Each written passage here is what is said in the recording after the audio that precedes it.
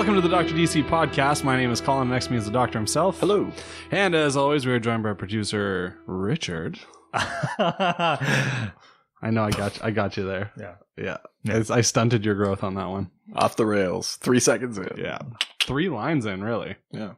Each week we talk about the weird and wonderful world of DC comics and movies while fielding questions from listeners like you. Well, I have the answer. It says here that a bolt of lightning is going to strike the clock tower at precisely 10:04 p.m. next Saturday night. If we could somehow harness this lightning, channel it into the flux capacitor, it just might work. Next Saturday night, we're sending you back to the future. We also got some, in quotations, new reviews on iTunes by Dave Rossi, should I say. Nerds and normals collide. While the Doctor appreciates a dive into the deep end of all things DC Comics, his mostly non-comic book cohorts splash around in the shallow end, keeping the show grounded as they poke lighthearted fun at the genre. I was just kind of reading ahead on that. It's okay. One. The fun is hearing them become more knowledgeable with each subsequent episode as Dr. DC does his thing. Woo! That's gross. They're not afraid of awkward silences. Wait, is that in there? That's in there. Which is sometimes off-putting for the medium. But the show all comes together anyways because, well, Speed Force. Colin. Also, you spelled my name wrong. That's only one L, Dave. Oh, I was going to like, what did it spell? Like colon? For next time. Colon. That's like, thank you, I think, in Viet. Oh. Or Thai or whatever it is. Colin. The co-host and comic book noob's job, not better than the other one, is to keep the show on a steady course towards comic book genocide of an indiscriminate nature. Everyone needs a hobby. Thanks, Dave. And in news. We should explain. I know for a fact that Dave listens to every episode. He's been a really, really good fan of the show. He sends lots of questions. We've talked back and forth a lot. Though. Well, I was going to say, I think it's funny that he said that it's your job to keep us on a steady course. And then it said towards genocide. I was like, because that makes more sense. I was like, at first I was like, does he actually listen? He does listen to the show.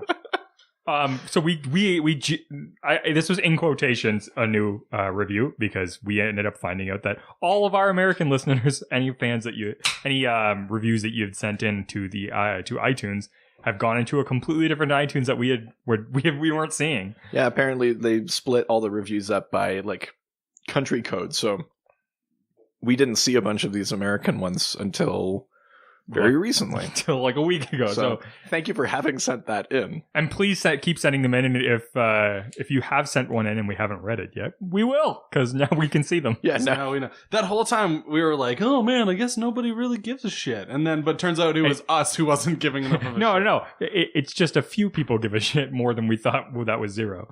Yeah. That's really it. So 300% more people give a shit than what we imagined in the first place. Yeah. We're going to try to pump up the math a little bit, I suppose. Anyways, in news, Wonder Woman 2 will be first film to implement new anti-sexual harassment guidelines. Yeah, so the Producers Guild of America, I think that's what PGA stands for, not the Professional Golf Association. Are they going to do it too, though, maybe? Hopefully? What do you mean? Well, the PGA should get into some of this anti-sexual harassment stuff too. Why? They don't let women in anyways. That's for the WPG or the LPGA. That's for the Dr. Golf podcast. Oh, right. So that's our other one. Teeing off next episode. So Wonder Woman 2 will be the first film to implement these new PGA guidelines. Some of them are very basic, about following state and federal laws wherever you're filming, and then other ones are about some of these things exist in theater where you have a I don't know what you'd call them, a deputy or something, someone on the crew or on the set or whatever to whom you can go and report these concerns without fear of reprisal. So they're not necessarily the producer or whatever, but there's someone designated intermediary, as it were. Yeah, something who would record these incidences and follow up and that sort of thing. So at any rate, all of these recommendations, these new policies that the PGA put in place, Wonder Woman 2 will be the first film to implement all of them, which is fitting. So I think so too, especially because Gal Gadot? Yeah. Gadot? I think it's Gadot. Or I'm sure that's wrong. Well, just based on the fact that she wasn't going to do the movie unless what's his dick wasn't a part of it anymore. Brett Ratner. Yeah. Yeah, what's his dick? Yeah, exactly. I think it's Gal Gadot.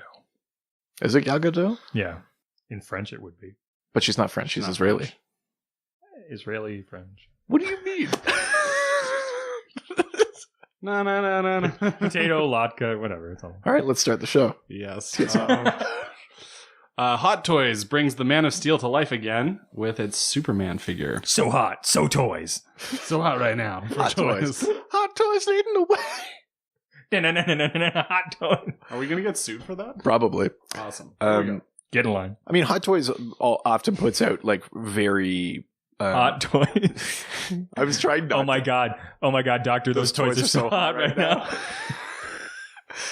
I was gonna say very like detailed like figures and things like that, and so this is Henry Cavill Superman. It's not a comic book one. It's another. It's a DCEU Superman. It looks super rad. You can make him have an angry face, and it looks exactly like Henry Cavill. It's very weird, but it's very difficult to make him have a happy face. Or anyone else after you've seen that. Does it come with the CGI'd mustache face? Because that would be amazing. Okay, I would 100. Oh my god, if you could just like if it was like a Mr. Potato Head and you could put a mustache on. Or just put like the weirdly misshapen face where they CGI'd the mustache out. Or you could just do what every kid did as a kid with action figures and just draw on the fucking thing. Was that what you did with action figures? Well, no, we mostly shot at them with pellet guns, but Oh. Let's move on before Richard goes to the place where I know he's going. Most of my dolls were from he's going there. Lots of visits to the GP. There you go. How else are you supposed to show where the Batman touched you? Jesus. The Batman? No, Batman. I thought your job was to keep us Stop on a looking at steady me. course. Stop it. Stop looking at me. Awkward Judging me. silence. Awkward silence This is about. sucks. Just for you, Dave. Yep. Just for you? And we're back. Raven fights darkness with darkness in all new series. What? Is this Yeah. like a fire with fire kind of thing? She believes in a thing called love. So Just listen to the rhythm of my heart. that's That'd the actually be darkness. amazing. Do they fight the darkness or they use the darkness to fight the darkness? Just solos. Amazing. Yeah, Justin Hawkins could rock them. All All right, your turn. Yeah, so Raven, she's a member of the Teen Titans, but she's getting this new 6-issue solo series called Raven, Daughter of Darkness. Now, the Does it sound like... joke is still good. Oh, yeah. All day Still long. fresh. Still got it. But Raven's powers come from this like demonic dimension, and her father is the demon Trigon. So the idea of like using her powers for like against the similar power that's not new. But yeah, she's getting a brand new I think it comes out this week, the first issue.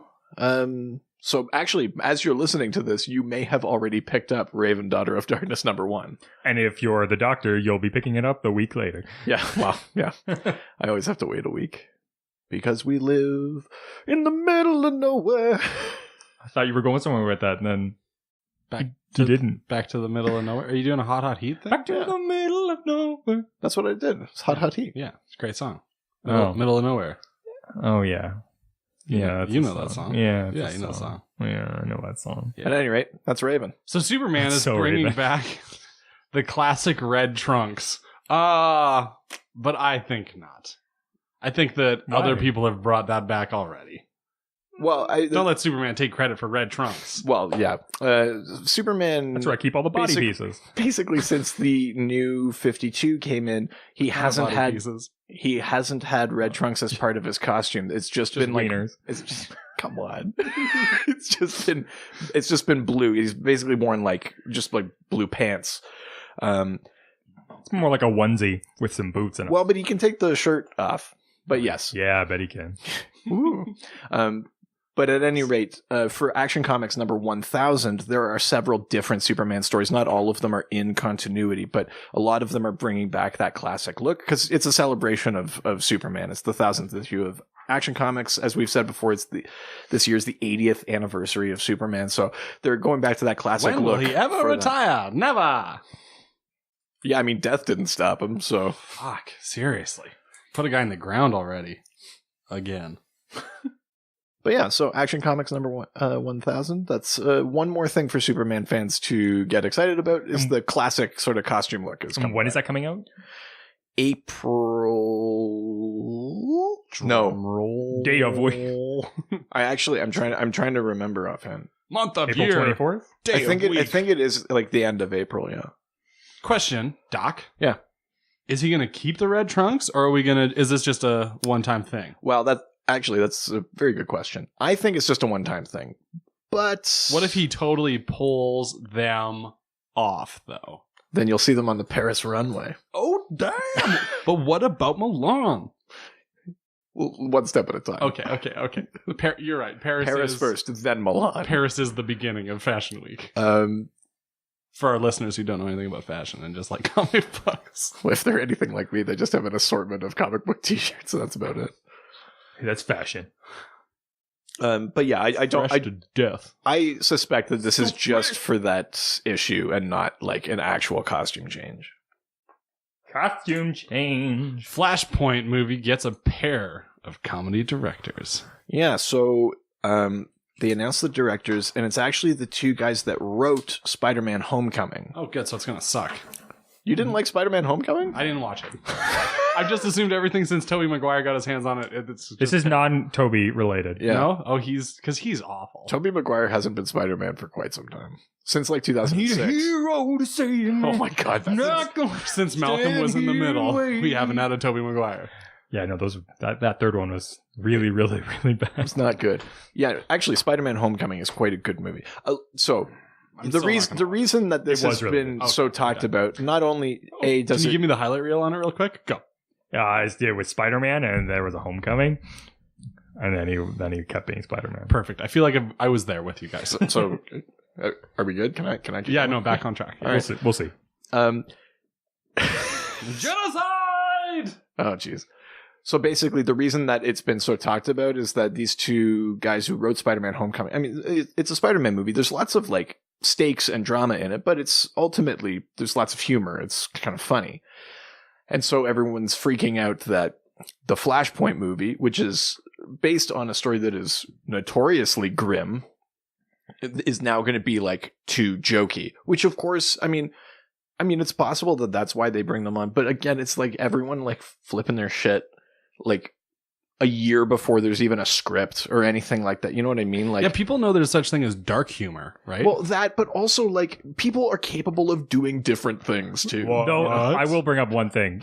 Remember when they brought in those the Lego directors for the Han Solo film, and they just made it super jokey, and that's why they got rid of them. So, but that one is also a case of studio miscommunication, because those guys, I think, were pretty clear about how they work, and that you're bringing us in, this is going to be a comedy. yeah, I guess that's true. You know, yeah, I mean, so maybe it's a concern. Maybe it's just because these guys can actually balance like drama and comedy. Because if you watch Spider-Man Homecoming, like there are bits of that movie that are pretty dark, especially in the third act. Well, look at a director, and this is just an example of like a comedy director doing well. Yeah. Jordan Peele. Yeah. Comes That's out true. this Comedy past guy. year, makes Get Out. Get Out, so good. Blows the minds of millions. Well, this is the thing. We're way too early in to know what way this is going. Yeah. Based on how we've characterized the Flash so far in Justice League, I think it's safe to assume that where there's room for a little levity or some comedy, it'll be there. But I mean, ultimately, if they're at all close to the comic book story of Flashpoint, when you're in that world, there's not a ton to joke about. It's pretty grim. It's like the end of the world. Maybe that's why they are bringing in people who have an understanding of lightheartedness. Yeah. Because it'd be real easy to make that thing too dark, and there's no way out. And I feel like, at least in the DCEU, there's been definitely an issue with them not understanding how to bring light to this. Well, that's absolutely true. So, yeah, I mean, we'll see. But again, like, what I would take from this is that they've moved forward and hired directors. It means that this movie is one step closer to happening. So that's good news. And hails, yeah. Right? Mm-hmm. And we're that much closer to Jeffrey Dean Morgan Murder Batman that Colin is excited for. Love Murder Batman. What's Murder Batman again for the fans that don't remember? So the Flash goes back in time to save his mom, but it shatters reality. And in that timeline, Bruce gets killed in the alley. His father becomes Batman and he kills people. And his mother goes insane and becomes the Joker. Oh, are you writing all that down? No, totally not. No, I'm just making notes for later on in the show about other stuff. There you go. Yeah, perfect. Yeah. Black Canary is the new Ra's al Ghul in the comics? Question mark? In a specific Exclamation point? in a specific comic. Ellipses? Parentheses? Semicolon? Appersand? Oxford. Why are we saying it all with a question mark like emphasis? Inflection. Yeah, in a very specific comic, Black Canary just became the new Ra's al Ghul. The comic is called Gotham City Garage, which is like Oh, I love that show. it's like a dystopian, like Elseworld. Where they pimp out Batmobiles. Well, but the idea is that it is this sort of like Used to be a Honda Civic from 1986. Now it's got a TV in it. Oh, shit, bro. Gotham Garage. Oh, Gotham Garage. I hate this. I like that we just pimped the show. Yeah. Like, you know, it's like Pimp My Ride. No. It was like that was what I was doing. Yeah, we just with did the- Pimp My Yeah, yeah, but I did that. That was what I was doing with that. Oh. Yeah. And we're back. Did your stomach just growl? Are you hungry? No, I You just just ate. ate. Hungry for more DC news. I'm hungry to get back on track. Back in news. Yeah, so in this series, it's like a dystopian Elseworld. It's not one of the designated like multiverse Earths. It's just like an Elseworld comic. But I guess events have transpired where I think Black Canary killed Ra's al Ghul and took his place. Like wore his skin. I think she wore his cape. Oh my god. That's even worse. That's the next. That's disgusting. That's ugh, That's even gross. worse. That's like using someone's toothbrush. Wait, you don't. Never mind. Yeah. So at any I think rate, we can dig into that one a little it's bit. not later. it's not the main continuity Black Canary. It's just in that particular series. Dr. DC group therapy sessions that we have to go to every week. As long as it's group something, I'm into it. Oh my god. I'm gonna puke. Do it in my mouth. This is gonna be like a 4-hour episode. Of course it is. Yeah, we're halfway through the news. DC Comics commercials return to television? Do you remember those from the 90s? Yeah. No, I don't remember the 90s. So delete the question. I mean, it's not often that you see commercials for actual comic books on TV. But DC has kind of launched a bunch of these they call it like the New Age of Heroes line. It's stuff that's spinning out of what's happening in DC Metal. So it's like Damage, Sideways, The Terrifics, The Immortal Men, a bunch of books.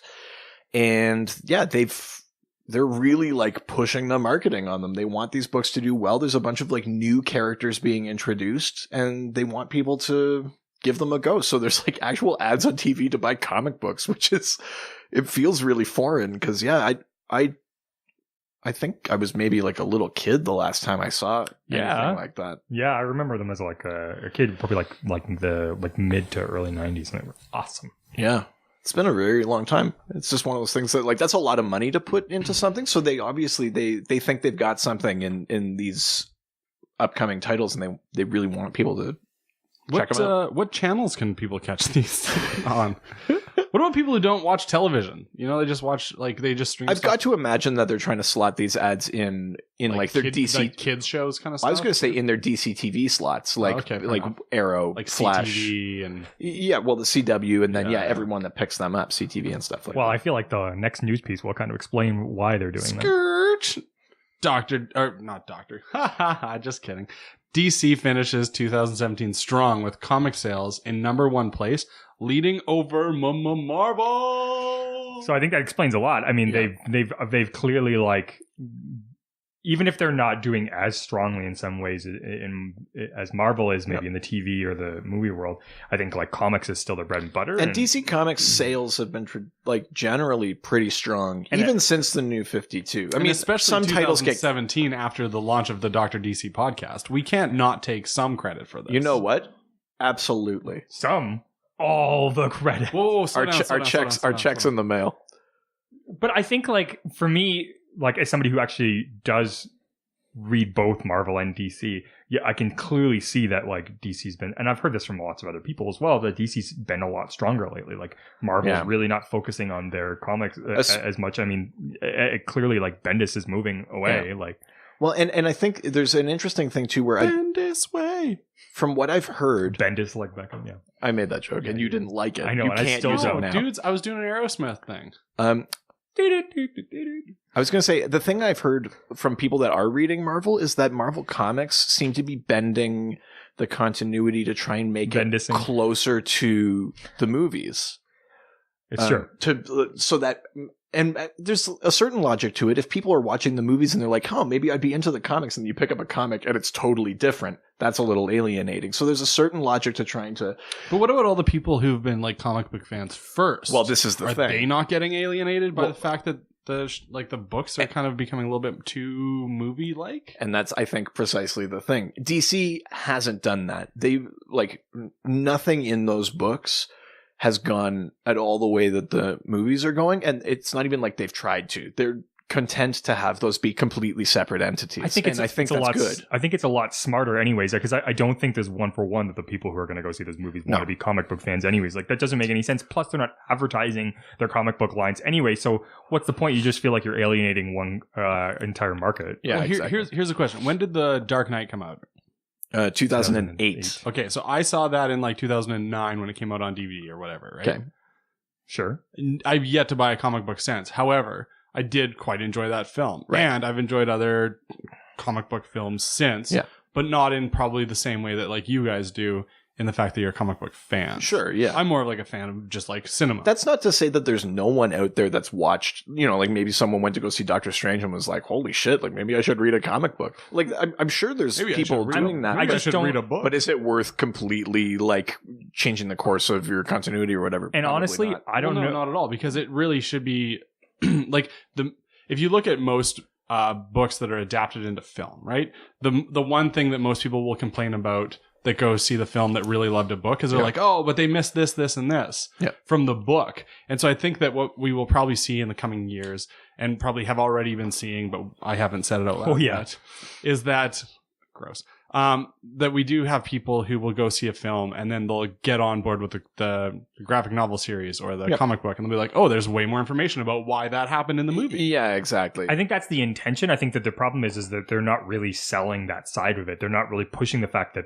these are actually comic books. I bet there's a huge chunk of the population who has no idea that these are actually comic books as well. People who are just separated from that world, I think, have no understanding. And what I am concerned about is people who maybe want to dive into the comic books and aren't aware of the Dr. DC podcast. And so they have no idea where to go. And because like a good example is me, like I understand that there's a huge difference between the comics and the movies that come out, but I was out of curiosity. I really like Guardians of the Galaxy. And I was like, maybe I'll give the comic books a chance.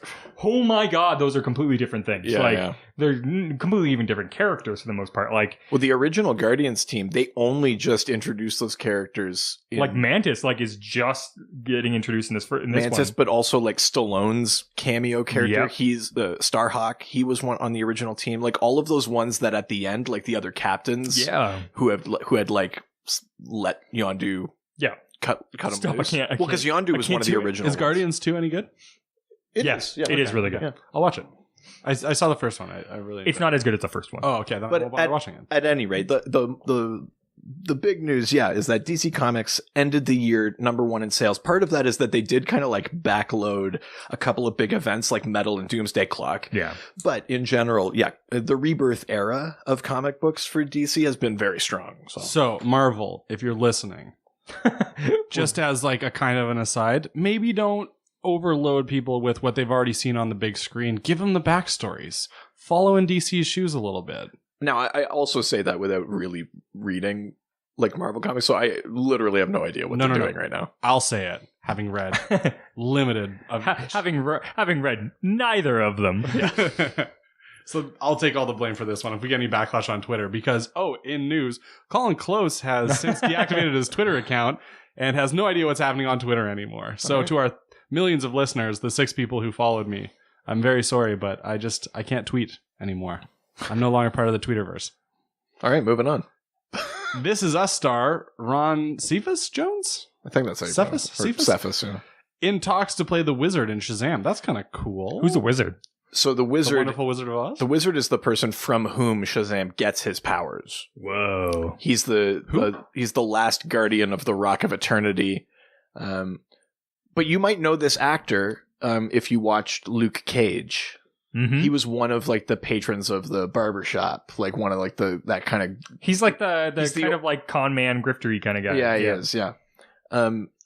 And he bears quite a close resemblance, actually, to the new 52 look of the Wizard. Oh, really?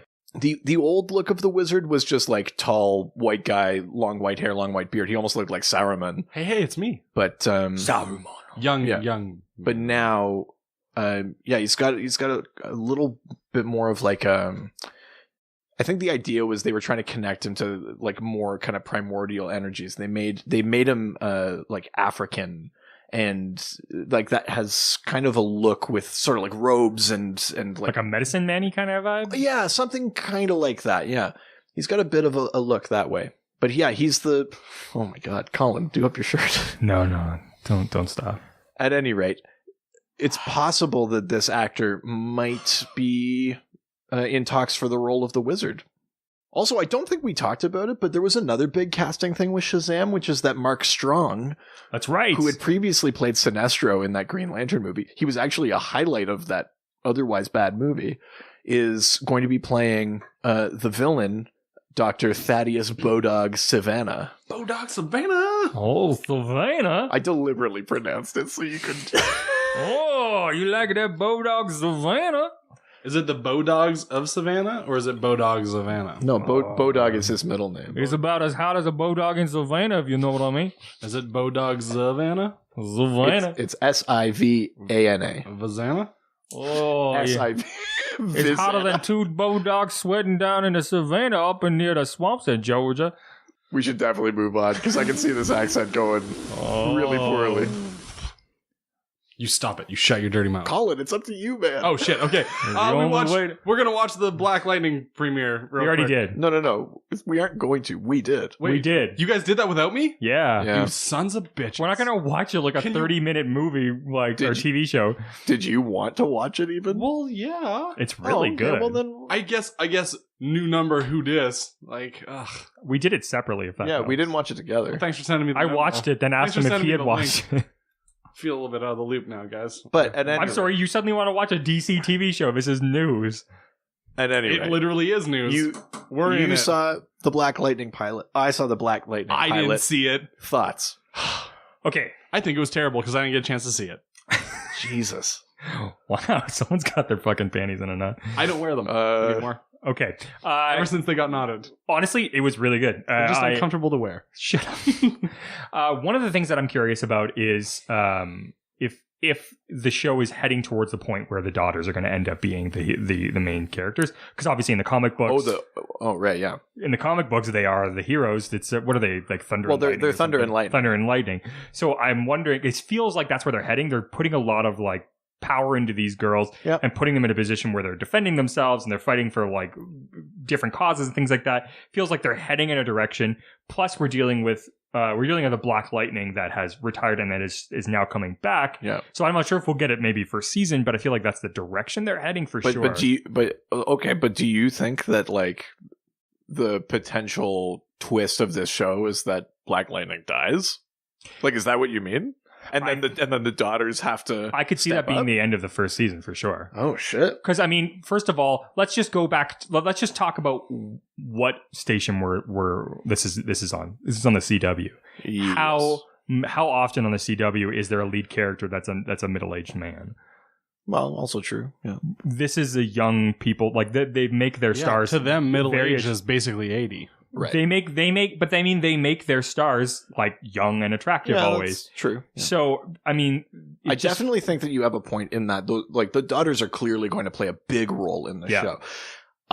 I mean, I'm all for them like subverting expectations and doing something like risky like that. Mm-hmm. That's I'm all for it. I suspect it'll be more that they'll become a team because it'll be the idea of like family is the thing that that has driven him in this pilot episode. It's the Yeah. thing that brought him out of retirement. It was threats to his family. Yeah. And I think that, I mean, you could potentially kill him and do that, but I think Look at the Flash. I mean, they were not afraid to make those big, drastic moves to completely changing the entire television. But they show didn't every kill season. the Flash. No, but they completely like got rid of characters that you really liked, or like changed the dynamic just at the point when you really fell in love with them. Yeah. I mean, I feel like they're heading in a direction where they could pull something like that off. I don't see like they're even the costume that they put Black Lightning in. It feels like intentionally bad. Like even the new one is it looks like a VW bug. Like It is a little clunky looking. it's really like embarrassingly bad, and I don't know if that's intentional or not. But like, Or just because they wanted it to light up or something. But yeah, it does look a little clunky. What I will say, I felt, even though this is on the CW, I felt like this show's tone felt more like a Marvel, Netflix show. Yeah, I know. I mean, not as dark and not as brutal or because violent. it's still CW. Yeah, it's still But, cable. Like, but it did feel more dramatic. It felt like it had maybe some better writing. there was some serious tension in it. Like those Yeah. scenes, like inside of the nightclub, were like very like pushing the edge on the PG-13. Like, Well, yeah, and yeah, we're setting up lots of things with the 100, which is a gang. We're setting up Tobias Whale, who's Black Lightning's arch nemesis. We're setting up like all of these, Thunder and Lightning. All of these pieces are being put in place. And I talked about this on Twitter with someone as well.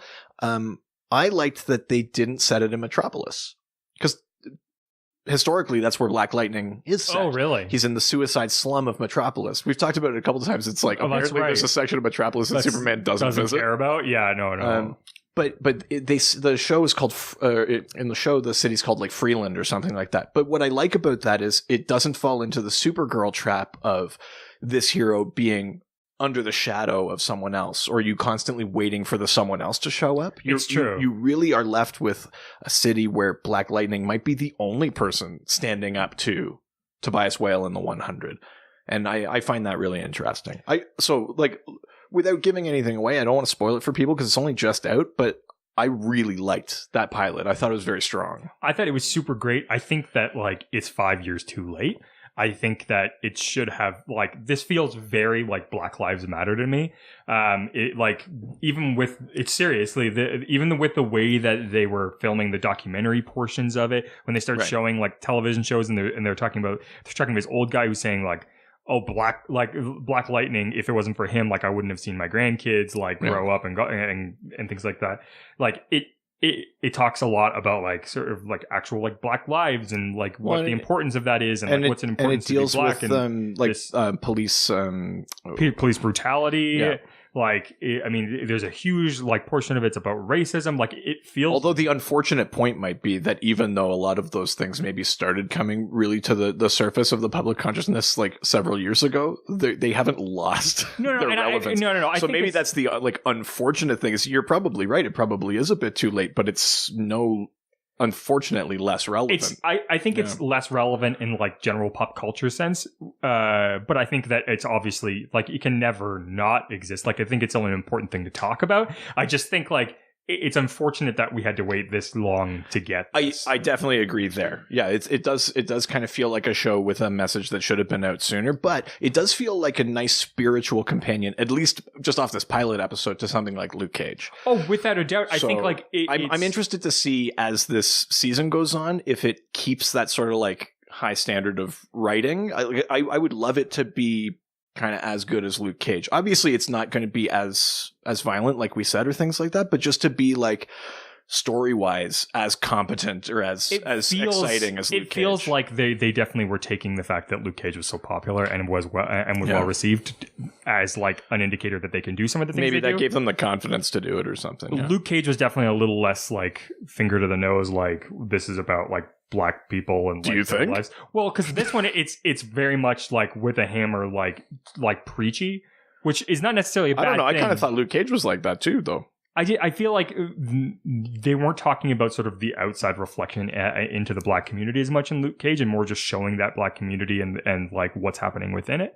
Well, this is really specifically showing. Yeah. Okay. Well. Yeah. You're right. So Black Lightning does play like the the white-black tension maybe more than Luke Cage It's does. more of a social justice type of thing when I don't think that's what Luke Cage is doing. He's just trying to protect his community, which happens to be black and happens to be like in the slums. Right. Yeah, I mean, I'm excited for it. I really liked this pilot. I think it's got a lot of potential, and yeah, the action scenes were pretty good. And Cress Williams, who plays Jefferson Pierce, Black Lightning, is very good in it. I think he's great. I love the dynamic too with his ex-wife. Yeah, That's a very like new dynamic for that sort of thing. Like exes that don't hate each other, who are basically only exes because she can't watch him like hurt himself as a superhero. Yeah, I loved it. I think there's doing a lot of great things, and I think it's a very good representation and like a positive force to have in the community. Yeah, totally. Hey, Colin. Hey. We have a new segment Segment of what? on the show. Okay, what's it called? I don't know. You want you to take a look at your paper? Oh, yeah. This week's theme is time travel. Nope. Before Look that, at the paper. you literally pointed at me earlier, and No, I was pointing at the premiere thing. oh, The Doctor's Polls? I don't get that. What is this? That's the new segment. That's the bit he wants you to read. you've got the Doctor Polls, and then right underneath, whoa! it's the, all... the doctor pulls is the thing that happens after the show's done. The doctor's pulls. That's behind the paywall. Yeah, it's all I'm saying is that just wait for our Patreon. Yeah. There's no... Oh. Whenever I write it in that big capital, that's At any the rate, title of it. yes, we haven't. Anyways, I thought it was like the Doctor's Polls, this week's theme, time travel. Why? I've never written something before the. Okay, I don't anyway. know. Anyways, so the Doctor's Polls. Doctor, look what's behind the poll? curtain at the Dr. DC podcast. Ah, God, we need a better communication system. This is just the shit. Thought if I write things down, he would read them. So but basically, I'm an idiot. the idea That's is. it. I'm buttoning my shirt up. Yeah, I don't necessarily. Don't be so hasty. Come on. I don't necessarily always talk about what I'm actively reading. The producer Or pulled pulling, for example. So, I do get my comics like a week behind. So as you're listening to this, you might be like, that's not what came out this past week. But What that means, no spoilers. yeah, I think we're safely out of spoiler Because if you're following these comics and don't want it to be spoiled, you're probably getting them week to week. So, I would imagine, yeah.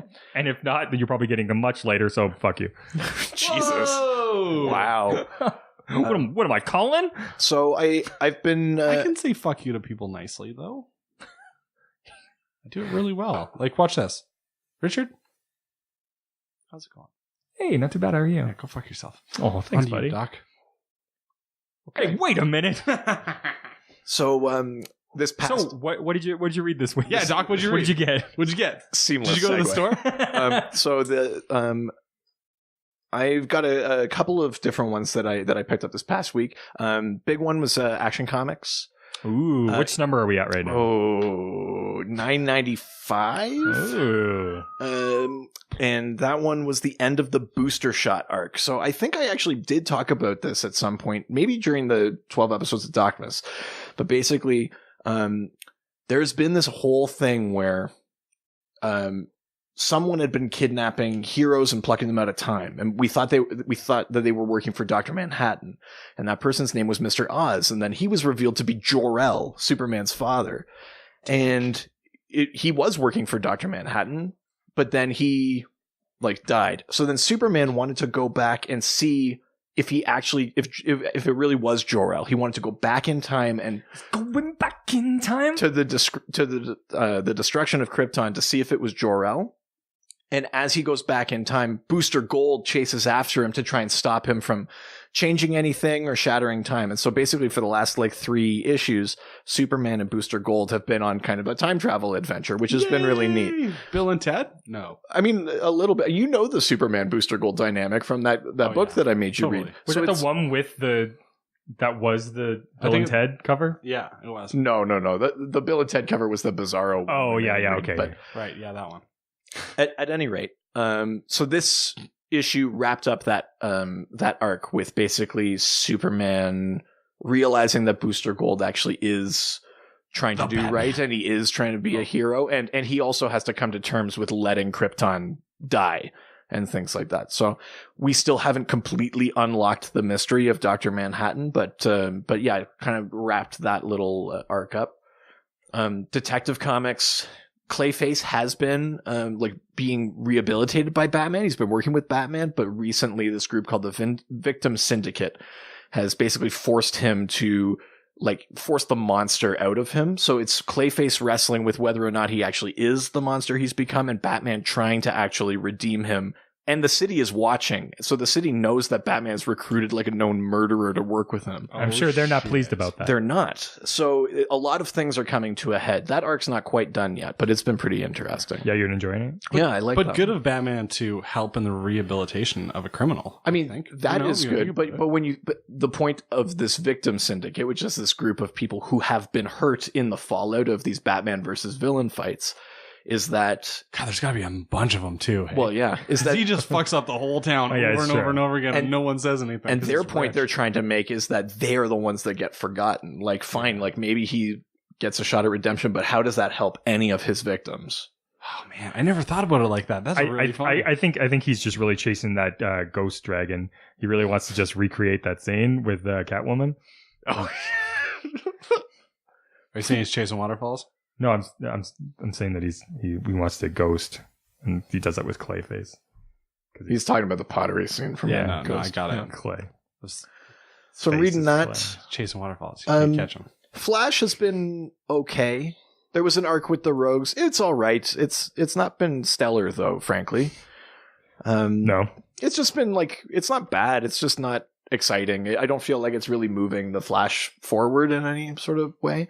Ragman, ooh, I saw that you picked that up. issue 4 of 6 for Ragman. That's been interesting. Has this Right- been a new pull for you, or well, it's a miniseries, He's so been more yeah, obsessed ever since his good friend Colin Close has got obsessed with Ragman. that's right? yeah. So in this one, it's kind of like a retelling of his origin story. So he's still working out the powers of the suit, but Etrigan the Demon has shown up, and he's been Oh, that guy. kind of training him. But Etrigan has his own agenda, How and do you we spell don't. that guy's name? Etrigan, Yeah, Etrigan. You You're gotta making press. so many notes. I know. If you just learned how to press the button so that the ink would come out, What thing?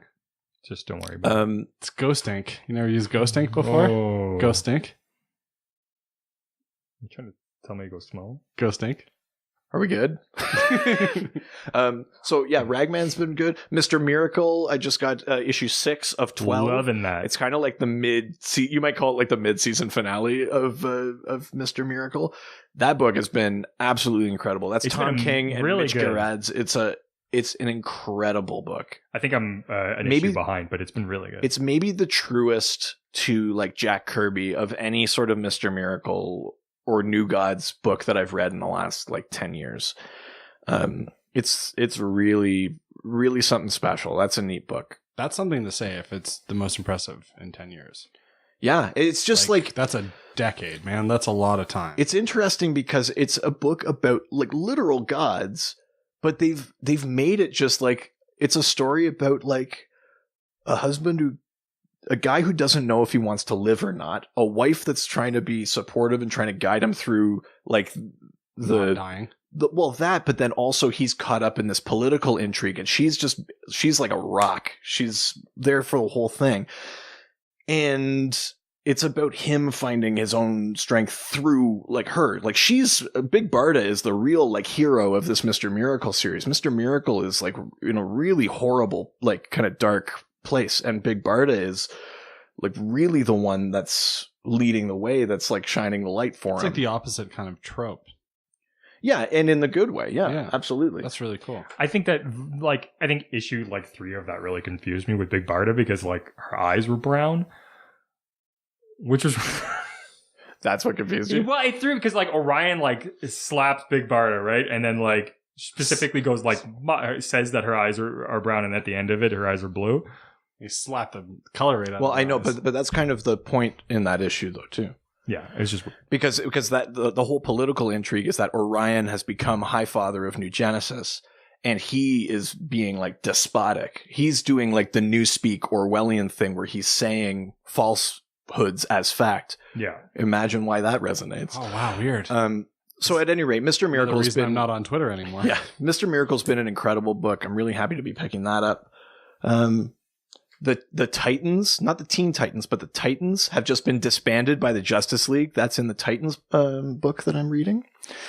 Because they're like, They recently you guys are old. We've got these teen ones of you. Well, they recently fought a future version of Donna Troy, who had gone evil, and the Justice League has decided that until the Titans get a handle on their own team and figure out the threats within their team, they're too dangerous to let just kind of out in the world. So Nightwing officially disbanded the Titans. So hold on. There's Team Titan, and then there's Teen Titan. I guess you could put it that way. Yeah, that's very confusing. Yeah.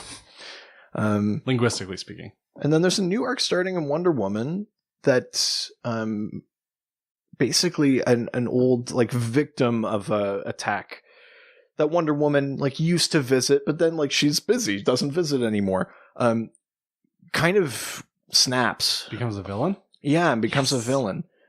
It's a person who like keeps losing everything and expects Wonder Woman to come in and be as sort of caring as she was in the immediate aftermath of the thing, and isn't. There's a lot of these kind of stories coming out right now, like really deconstructing like what happens after a hero saves somebody. So the thing with the Victim Syndicate in Detective Comics, or the thing with Swan is the character in Wonder Woman. Oh, and also Sanctuary too. Like it's kind of an interesting little note about that as well, as like what happens with these characters who save people after they're saving people. Exactly, and that's an upcoming thing. And this is a really interesting social commentary as well. Not to like jump in on you, no, but please. It's like it's really interesting to see how life imitates art and vice versa. Yeah.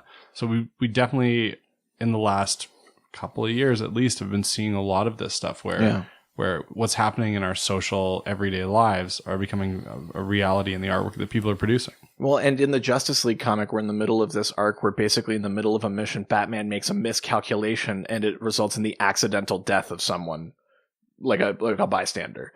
And so it's about like broken public trust and broken team trust and all of those kind of issues. So yeah, we're in the middle of like a bunch of really like intellectual arcs about the nature of heroism. So it's a really fun time for me to be reading the other comics because I love that stuff. The other crazy thing is kind of this, like you said earlier, there's this Orwellian doublespeak. Well, certainly in Mr. Miracle, that's coming up a lot. Holy shit, the fact that that's not just like, part of our literary past and a part of this comic book and artwork, but it's also a part of our basic everyday reality right now. Well, yeah. With like fake news. But I think you're right. I think that is the life imitating or art imitating life thing, is that these things do resonate right now. And I think that's why these stories are all kind of happening concurrently. Yeah. But yeah, I mean, that's basically what I'm reading right now. I think like as we go forward with episodes, I might just pick like one or two things that I'm reading and then I can actually like talk about them with some like depth. But yeah, I just thought it might be kind of fun to talk about like what's actually currently happening issue to issue in things that I enjoy reading. Very cool. Hey, Dr. DC will be back after this quick break.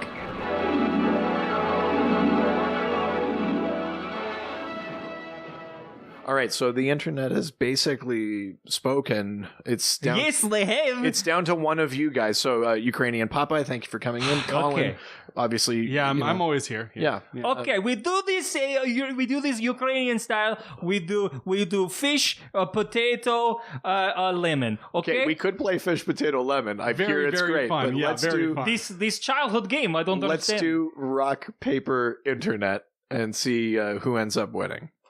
Okay, I don't know symbol for internet, but we'll try. All right. Ready? Wait. Rock, paper, internet.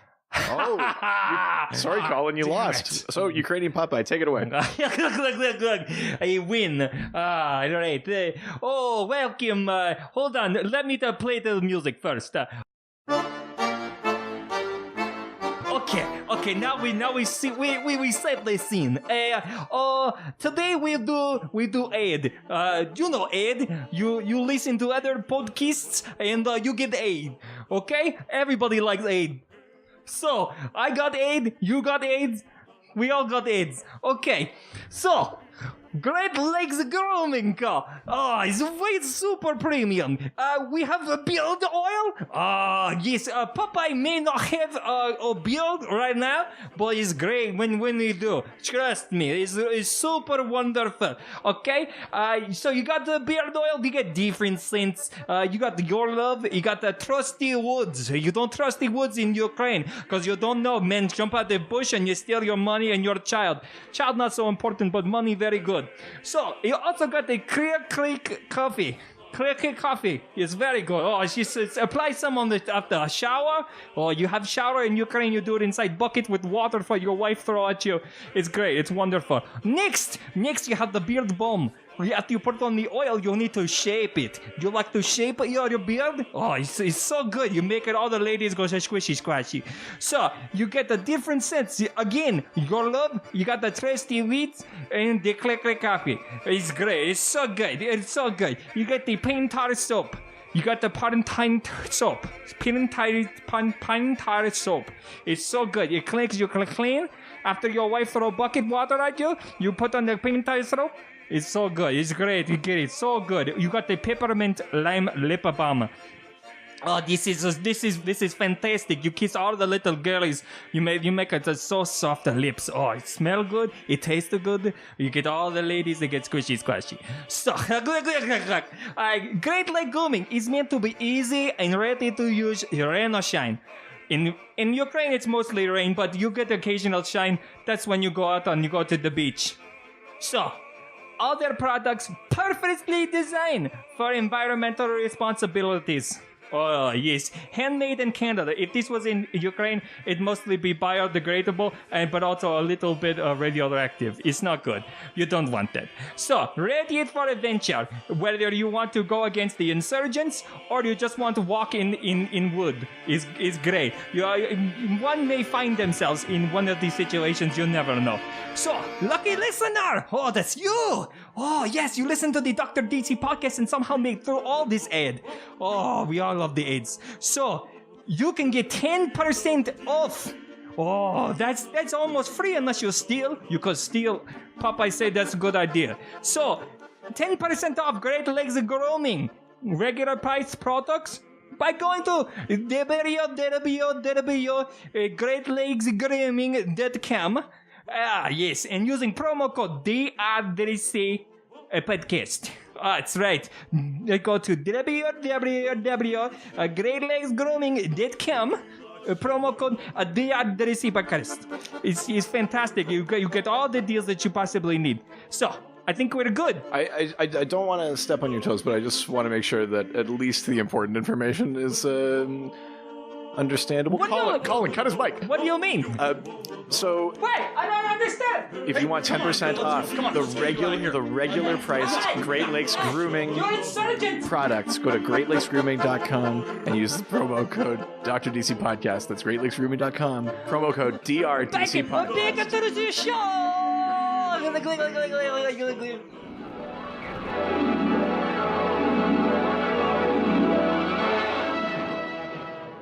Hey, and we're back. Oh God, that Ukrainian Popeye, he's a handful. I had diarrhea there. What happened? We need to start locking the studio door when one of us leaves. We have to treat it like a pilot's cockpit. I think. Oh totally. Especially nowadays. I don't know how. I guess I'll have to listen to it back, but.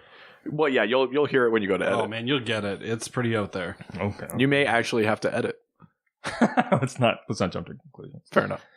So what's next? When was the last time? Hey, Colin. Hey, what's the theme this week? The theme this week is the doctor's pulls. Oh my Jesus! You're such a dick. No, this week's theme is time travel. That's right. That's right. Talking about traveling through time. Because we're going back in time. That's right. Do we have questions? Is that like a Michael Jackson impersonation? Oh, that's very loud. It's a good thing that I don't wear headphones. Yeah, we got some questions on Twitter. At least one. Let's do it. From I am Grant Richter. I wonder who he is. He is Grant Richter. You should have just said that. I did. Well, I guess I said that I was Grant Richter, if that's the case. Oh my God, wait a minute. What? I'm very He confused. is Grant Richter. I'm so confused. He is I am Grant Richter at Twitter. At Twitter? Wait, wait, who's on first? Well, I'm on first. Ukrainian Popeye's on third. Who? Anyways. I like that we keep going back to a joke from like the third It's like the third episode. And like no one knows what we're talking about. Not really a question, but I really enjoyed in JSA when time travel is used to finally take out Extant and to save Atom Smasher's mom. Right. I've talked about Extant before. Actually, I think it was only a couple It was an Extant? Extant going to give it to you. Yep. DMX. What? Okay. No, Same old shit. Wrong person. Same- Yeah. different dudes. Rudolph the Red-Nosed Reindeer. Yeah, that's the one. Yeah. That was So amazing. I talked about Extant a couple of episodes ago, actually. In the Second Chances episode, someone asked a question about heroes who had gone bad. So Hank Hall, otherwise known as Hawk, part of the Hawk and Dove duo. Hank Hall, also known as Hawk. I know, a lot of H's. Hank the Hawk Hall. A lot of H's. He became French, this despotic supervillain in the future called Monarch. And then Monarch killed Wave Rider, who was a time traveler, and absorbed his chronal energy and became a different villain called Extant. And Extant was one of the main villains of this event called 0 Hour, which was like a time crisis. The idea was that was going to do to time what Crisis on Infinite Earths did to space. And so Extant had all of these time travel abilities, and he was basically wiping out the timeline. And long after the events of 0 Hour, when they defeated Extant and Parallax, who was the ultimate villain of that one, the Justice Society of America did fight Extant again, and it involved time travel. At one point, Extant tried to go back and trick someone into saving this innocent bystander. But that innocent bystander would then go on to invent a nuclear device that would allow Extant to take over the world or something like that. And so they foil him in that attempt. And they have to let this bystander die in order to save the future, kind of thing. And then there's another time where, through complicated plot points, the JSA is fighting Extant, and as they defeat him, they put him into the timeline onto a plane that is crashing, and swap out the Atom Smasher's mother, who would originally die in that plane crash. Mama. So they actually That's the best your mom joke ever. Yeah. So they save Atom Smasher's mom, and Extant dies in that plane crash. Hank Hall dies there. Oh, that's a terrible accent. Terrible plane accent. So that's No, this is a terrible accent. yes, it is. Extant. So that's basically what Grant is talking about. So Extant was he had the ability to travel through time, and he was a very powerful supervillain, but ultimately was defeated by the Justice Society by them putting him into a particular moment in time from which he couldn't escape. Love it. Yeah, We're going over to Facebook. sure. Our good friend Josh Gill. Gilly. Gil. Okay. That was so That was underwhelming. strained. I'm not sure. I got halfway through and I wasn't sure what I was doing. Right. Yeah, we could tell before you started, actually. I just get so flushed when I think about Josh Gill Sure. because he's really attractive. He's handsome. Yeah, he's a hot man. He's a hot man. Let's go on. Shall we? Favorite or most entertaining method of time travel? What time-altering event are you most relieved was recounted? Retconned. What time-altering Retcon. event do you wish had stuck? What time-altering event do you wish would be retconned? Redkin. Okay. Class. So a few different questions in there. So the first one is the most entertaining method of time travel. where people travel through time. Well, Yeah. but some people can just travel through times, like the Flash has to run or use the cosmic treadmill. Some people have time machines. Some people can just. Oh, I do this really fun one at home where I lay on my couch and I watch an episode of something on Netflix, fall asleep, and then wake up 4 hours later. It's my favorite. Yeah, that's a really good joke. Yeah. That's how I travel through time. Great. Awesome. It's real great. Trying to plug Netflix so we can get us some fucking sponsor money, guys. Nice. Get on board. I think All aboard! I think the most entertaining kind of time travel to me has to be the Speed Force. In terms of when you're reading a comic visually, I find the Speed Force interesting. Like it's an actual space that they seem to be running through, but you can see all of past and present and future, and it makes me think of like when like in Star Trek when they go into like warp, and it's got that kind of. I just love the look of the interior of You the just Speed love that Force. it looks kind of old school. I don't know. I just kind of like it. It's I think that's probably the one that I enjoy reading the most is Speed Force related time travel. Certainly one of the more recent versions of that in the Button crossover in Batman and Flash, there's some really great Speed Force artwork as they are going back and forth through time and through timelines that shouldn't exist anymore. I find that interesting. What were the other questions? Well, that was the worst way to end it. Like your answer is what else did these people say? Well, no, it's just I was just thinking one thing at a time. Josh asked quite a few questions here. So, what time-altering event are you most relieved was retconned? This also gave me a chance. Am I most relieved was retconned? Yeah.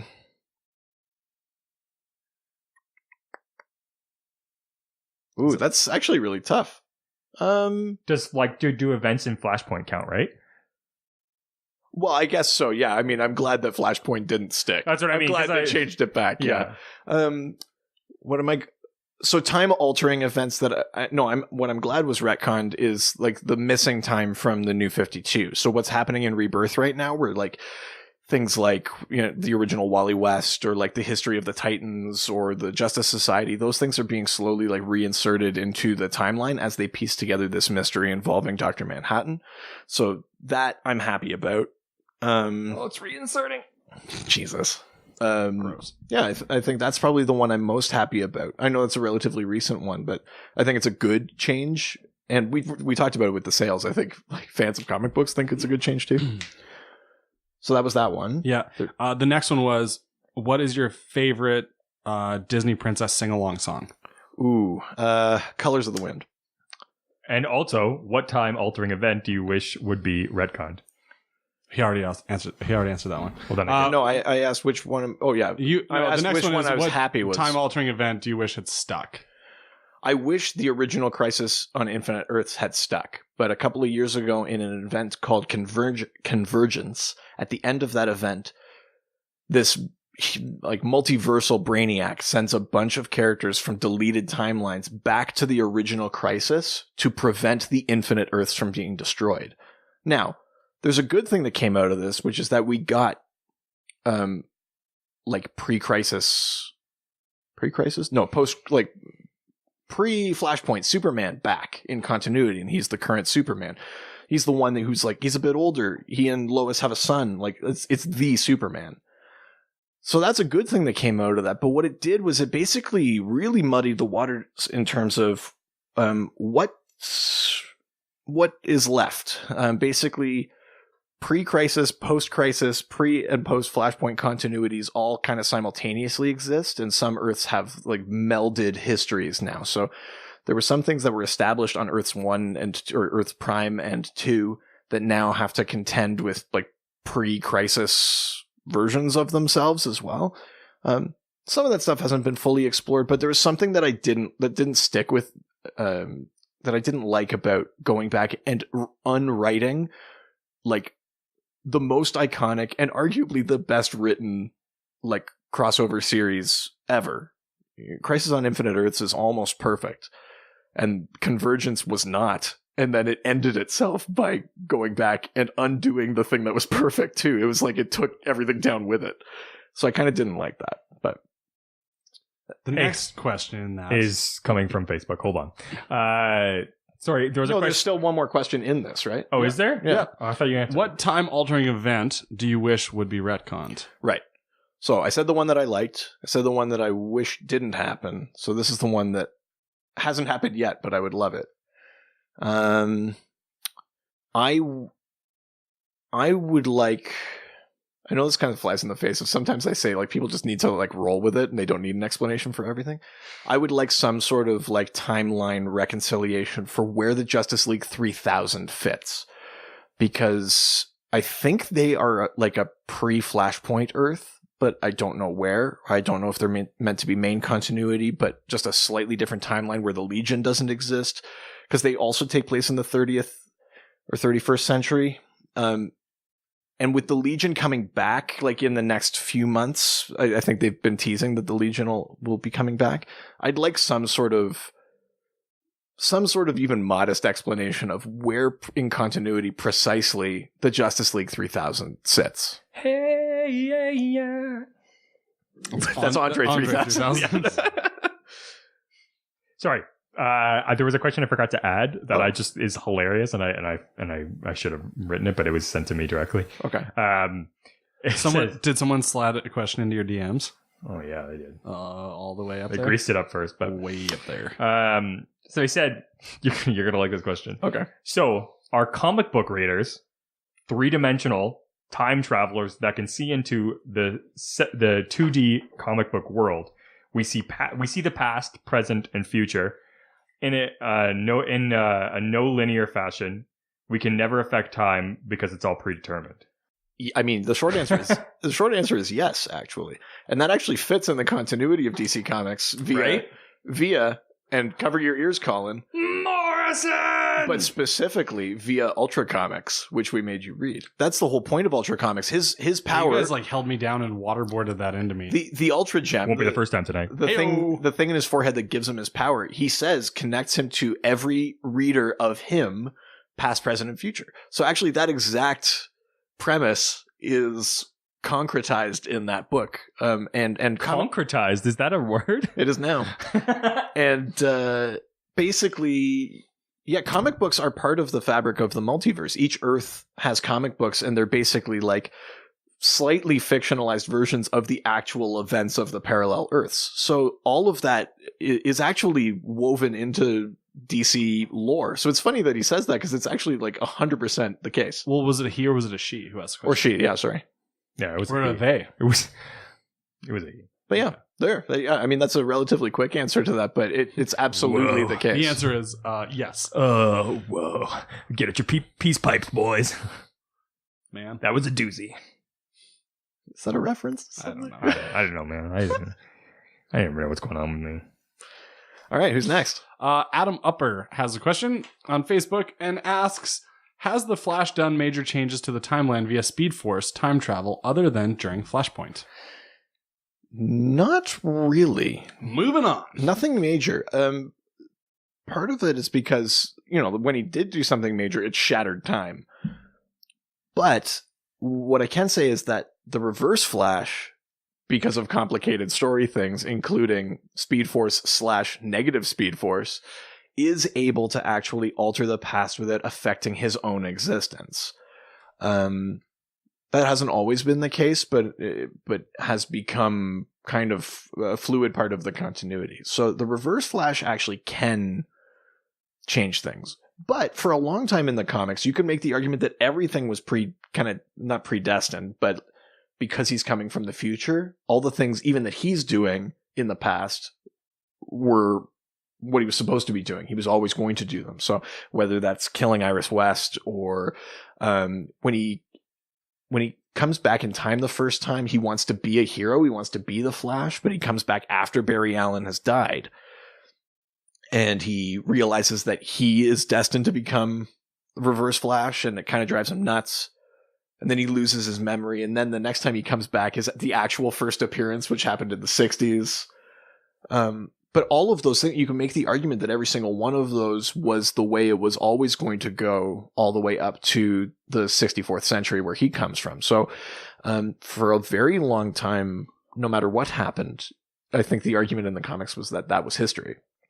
But there is some truth to the idea that the Reverse Flash, through the negative Speed Force, can actually alter certain elements of the timeline without endangering his own existence or his future, which is a very complicated, not sciencey sort of story thing, but it's definitely in there. Dave White. What a good guy Dave White is. D-dubs. Yeah, I call that too sometimes. Yeah. He wants to know which hero would most likely to go back in time and correct costume fouls. Ooh. Dave White, classic question. Now, this is a slightly different question from who has the worst costume, because this also implies a level of self-awareness and that they'd want to get rid of this costume. So Aquaman. No, sure. No.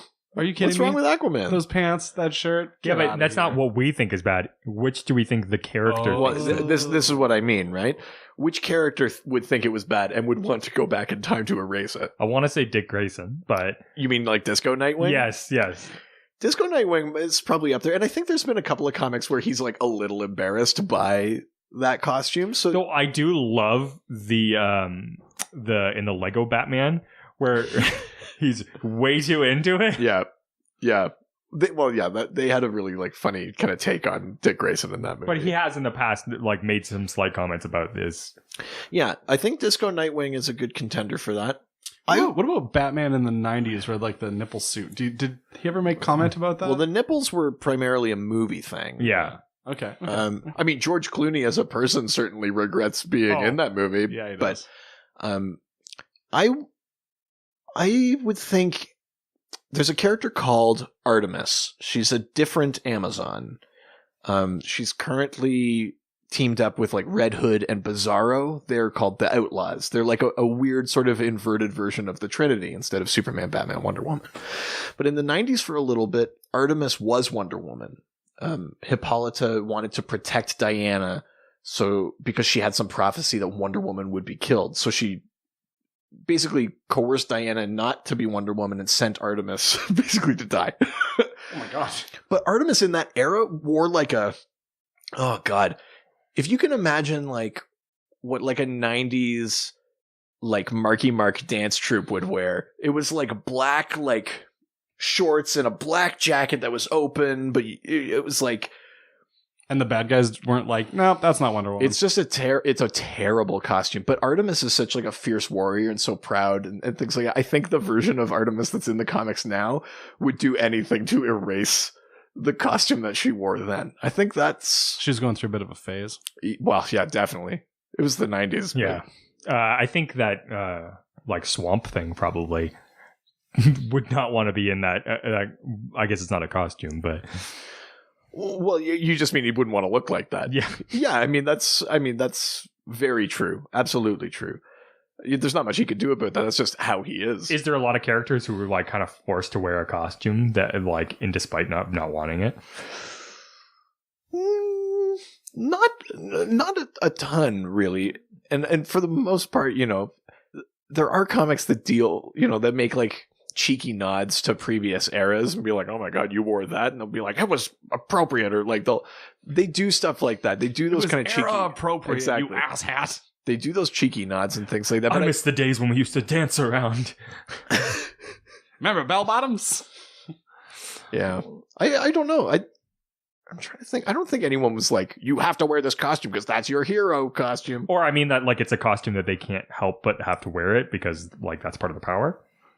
Well, I mean, in a lot of cases, that just ends up being like their skin, you know, Yeah, like Metamorpho or Swamp like Thing, like you Ragman. said. Like those Shazam, I mean, like, but yeah, but I don't. I think that kid's super stoked about But being I don't think Shazam. Shazam dislikes his costume though, which is No. the real like heart of the question. I think I'm going to stick with Artemis, even though there's a ton of terrible costumes and we talked about them before. I think Artemis is the one who, if you imagine that's all one continuity and someone got a picture of her in that costume, she would not be pleased. Yeah, I think that's yeah. Dave White, always asking the hard-hitting questions. That's right. So we can count on him for Pits us against one another. intelligence. Time and time again. What's that? So, what's the next question? Robin Reap wants to know... Can I say this? Oh, I guess it's not publicly funded radio. Can Blue Dick time travel? If so, You call me Dick constantly. in a You've different said context. fuck like 20 times. Oh yeah, that's true. Yeah. Like at the same time. Can Blue Dick time travel? If so, will he be on the Flash to unify the timeline? First off, who is Blue Dick? You know who Blue Dick is. He's talking about Dr. Manhattan. That guy. Yeah. So I'm going to answer the second half of this question first. Dr. Manhattan is not going to show up in the Flash TV show. No, you don't think? It will Nor never. will his It dick. won't happen. But That'd be real cool. can Dr. Manhattan time travel? He absolutely can. Yeah, you can. Part of it is that Dr. Manhattan actually perceives time differently than we do. He actually exists in all times simultaneously. So to him, past, present, and future are all happening concurrently. They're all happening at the exact same time. But there's a series that came out just a couple of years ago called Before Watchmen. And in the Manhattan story in that one, it takes place obviously before the events of Watchmen. So it's kind of chronicling their actual heroic careers. And in that one, Dr. Manhattan actually does change the past. But when he does, he creates like all these multiple timelines and fractured futures and things like that. And he ultimately has to go back and undo his own work. And that's where he gets his philosophy of kind of like intervention because he's seen what his actual influence can do to damage like the fabric of reality. So in that one, he does actually demonstrate that power. Now, is he technically traveling through time? Maybe not, but his consciousness kind of moves between eras and things like that. And it's a sort of time travel. So yes, technically Dr. Manhattan does have that ability. He won't use it. Not anymore, at least.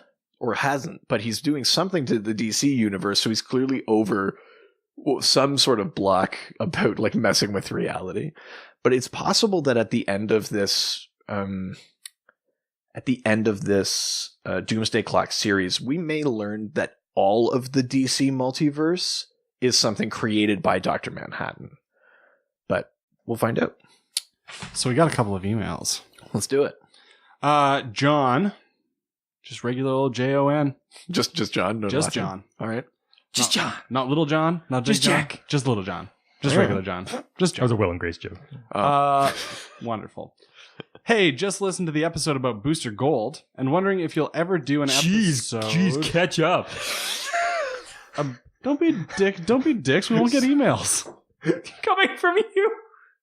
That's when people ask questions on Instagram. No one gives a shit. Yeah, that's ridiculous. Totally different. Yeah. Anyways, just wondering if you'll ever do an episode about time travel in general. Oh, we're in it. Don't be a By the time dick. you're listening to it, we've done it. Oh my god, that's the whole time travel question. I'm mostly interested in Rip Hunter. Is the TV version comics accurate? What's the best Rip Hunter story in your opinion? And why is Richard so cruel to people who send emails? Because if it's not on Instagram, I don't accept it. So, Rip Hunter. Rip Hunter was a primary character on Legends of Tomorrow. He's kind of a auxiliary character now. But he's the one that kind of brings the team together initially on the show to fight Vandal Savage and travel through time and adventures. Hey, Oh, Doc. wait. Yeah. What do you call a guy who never wants to pay for weed and always asks people? So, Rip Hunter? That's right. Yeah, okay. Nice. That's- One way in which he isn't comics accurate is that the Rip Hunter in the comics isn't British. I'm pretty sure. Well, actually, I almost guarantee it. Rip Hunter in the comics, part of this is through retcons, but You're basically gonna love the way you look. I he's- guarantee it. he's actually Booster Gold's son. Now, Rip Hunter isn't his real name. He's taken that name as an alias so that the people that he fights through time, because Rip Hunter is a time master, can't figure out who he is and go and like kill him as a baby or something like that. Good call. So he hides his identity from everybody. But he's actually Booster Gold's son from the future. He, in pre-crisis continuity, he's also the pre or post-crisis, maybe post too. He's actually the man who invents time travel. Like he's the guy that first creates a time machine. And Rip Hunter Time Master was a series that went for a really long time. So Rip Hunter being a time master is absolutely comic accurate. Rip Hunter being like the guy, like the main one, is comic accurate. In the comics, he was also part of the Linear Men and the Forgotten Heroes and some other sort of like time-related groups. The big difference, I would say, is that the Rip Hunter of the show is, I think, less in control, maybe less forward-thinking, less aware than the Rip Hunter of the comics. The Rip Hunter of the comics is a very smart, very calculating, he knows his mission, he doesn't stray from it. The Rip Hunter in the show is already in desperate mode, and that's why he picks up, like, basically the losers of the, like, the present day. He's like, the Atom, like, Heat Wave. He's just like, you guys get on the ship. Like, he's already in desperation mode, but that's because of what happened to his family. So that's another big difference, is that Rip Hunter, I think that's his actual name. Now, do I have a favorite Rip Hunter story? I do, and it's actually relatively modern. It's Rip Hunter in like 52 and in like the Booster Gold series that came after that. Because Rip is basically, he becomes a mentor to Booster Gold. He has to teach Booster Gold about not only the value of heroism and that, but the rules of time travel and what is at stake if he doesn't defend it. And as part of that series, that's where Booster Gold has to basically, his public persona has to be buffoonish. He has to give up the idea of being a legitimate hero so that no one in the future will look back in history and think that he's the one actually defending time.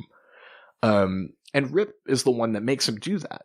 Only later is it revealed that Rip is actually Booster's son, so he's like mentoring his own father. Has that gotten brought up in the show Legends of Tomorrow? No, because I don't think it's part of the continuity CW of that? continuity. Well, that's unfortunate. Well, they haven't brought in Booster or Blue Beetle or anything like that. But have they like put it in a position where you couldn't do that? I mean, you could technically. Well, Have no, they you taught- couldn't. Actually, yeah. no, you couldn't, because the whole point of that show was that Rip Hunter couldn't save his family. His son and wife are murdered by Vandal Savage at the beginning of season 1 and again at the end. Because they don't end up, like, they save time, but they can't save them. So, Not this time. I mean, that's not to say that this Rip Hunter couldn't then go fall in love again, or have a different kid. I guess you technically could write it in, but kind of the emotional weight of that first season falls apart. And the emotional weight of that first marriage and child. Well, yeah. But I like that Rip Hunter arc because it's, and in 52 and in the Booster Gold comic, he's got this chalkboard that has sort of cryptic messages. And as you go on, you're sort of decoding the chalkboard, and it's all different things through time they have to fix and stuff like that. It's kind of interesting. But I like Goodwill Hunting.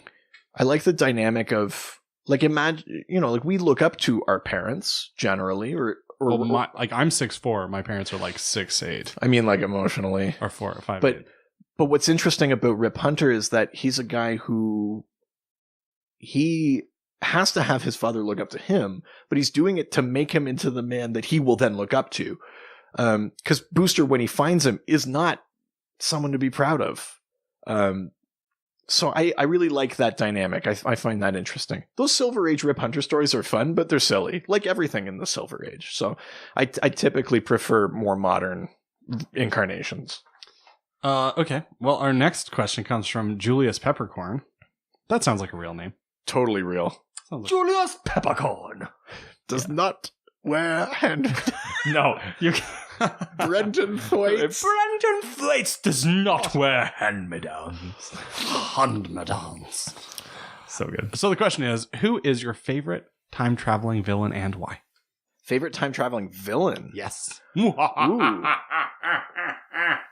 I'm gonna say it's the time. I'm sorry. Are you riding in the wacky races right now? I am. Yeah. Do you remember the wacky race? Yeah. No. It's him and Muttley. Yeah. Yeah. Yeah. I think my favorite time related villain is the Time Trapper, who's a villain, an arch nemesis of the Legion of Superheroes in the 31st century. But you find out that the Time Trapper is actually a future version of Cosmic Boy, one of the Legion's founding members, who had then gone crazy and gone evil. I find the Time Trapper interesting because they almost treat him like the Spectre of Death. Like, you didn't see his face forever. He's just like in a hood, and you never really understand what the end game is for the Time Trapper. But he's always like messing with time but Just trapping it up. But for so long, he almost felt like a force of nature, like almost like if he was like an incarnation of fate or destiny or something, or death or something more sinister, right? But almost like he wasn't corporeal. So then when it's revealed that he's actually like a future version of Cosmic Boy, you kind of look back at like the whole history of the Time Travel and go like, but like, why were you doing it? And because it's all about time travel, you could possibly never know, because he could come back and do something that looks like a weird, like, non-plot, but maybe in the grand scheme of whatever pieces he's moving into place, it's something actually significant. And when hopefully, if this Legion thing happens and they actually get their own like series again and stuff like that, I would hope to see the Time Trapper again. Because that's a really interesting, the Legion goes back and forth through time all the time. They have the time sphere, and they go back and be like, Superboy, come on adventures with us. And then so it's interesting to have then this other like sinister time traveler that they have to contend with. So, yeah. I have a question. Sure. I'm a huge fan of snacks. It's well documented. Okay. I want to know what is the best time traveling snack for both tastiness and on the go. So you mean a snack to have while you're traveling through time? Yeah. Well, I mean, this is an interesting question because if you're traveling through time, does it take longer to get there if you're moving farther through time, or are you just always moving instantaneously? Wow, that was a reach to get to that. Well, but you know what I mean? No, I get it. I was just, wow. I wasn't sure how we could possibly make this useful, but it's great. Like, are you, if you're moving from like 10 centuries, Yes. does that take less time, quote unquote, than moving 20 centuries? Well, I don't do know. you You're the ever fucking doctor. I'm the guy who likes snacks. Do Let's you put ever- those two things He's together. not a physicist, though. do you ever have actual time for snacks? So if you're traveling in something like the time sphere, I don't think it actually takes you all that long to get to your time destination. It's like a Go-Gurt then. Like a Larabar. You might as well just eat when you get there.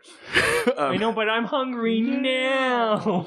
But if Set you're up dinner reservations for when you get there. But if you're moving through the Speed Force, you're actually moving through like a extra dimensional space and time. So that actually does take Literal time. But you're running, and it's very hard to eat while running. I was running and running. Yes. Mama said my shoes take me about anywhere. Nice. Yeah. That was pretty good, Yeah, actually. that's not bad. Like, it could have been better. but So you could theoretically eat, but it's difficult to eat while running. Okay. So we should put this question to runners then, I guess. I think the best thing to do is you go to Power bar gel? You go He's to not wrong. You go to a place called the Vanishing Point, which is outside of time. It's like a way station. You go Like there. a rest stop? Yeah, you get out.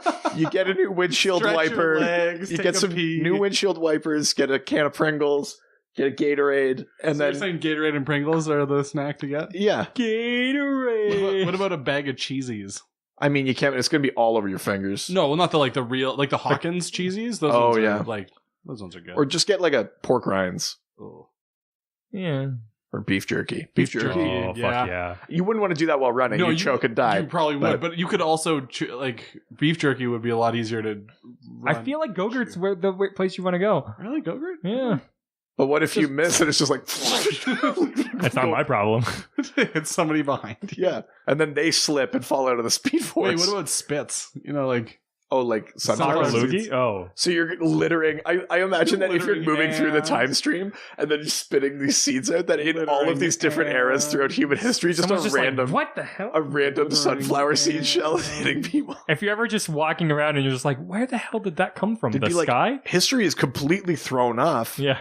Because We of don't know why, sunflowers. but it's like thousands of sunflower seeds in different eras have like hit and killed someone. I like that. King Arthur wasn't able to pull the sword out of the stone because he got distracted by a sunflower seed. England never had a king again. Oh my god.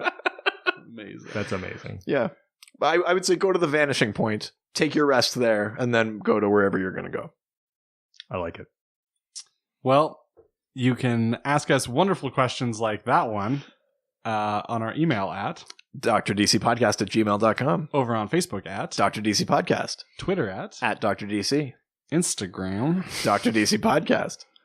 On our website. drdcpodcast.com or .ca.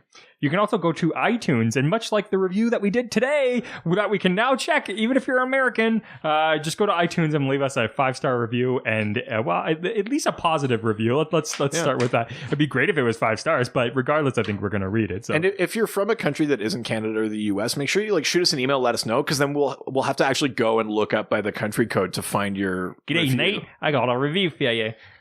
Yeah. Yeah. If we haven't offended you, if you're from Australia, do that. And we haven't offended you. Just wait. And so make I don't think sure. we'll get too many questions from the Ukraine aside from why did you take our Popeye and when can we get him back? Why did he insinuate so many horrible things about our way of life? I'm not sure what you guys are talking about still, but that's all right. That's okay. Well, Don't forget to rate, review, and subscribe. oh yeah. Well, I mean, to our that's kind of podcast yeah. on That would be iTunes. good. That's always important. We like the 5-star reviews, trying to get up there in the news. New and noteworthy. Yeah. Yeah. Right. Well, in the words of somebody much, much more intelligent than myself, Wait, who is that? no one. Some kind of sign off. Adios. Look, we all love it. He's back. Superman, Aquaman, all the superheroes. They always fight for what is right. Live with danger and adventure.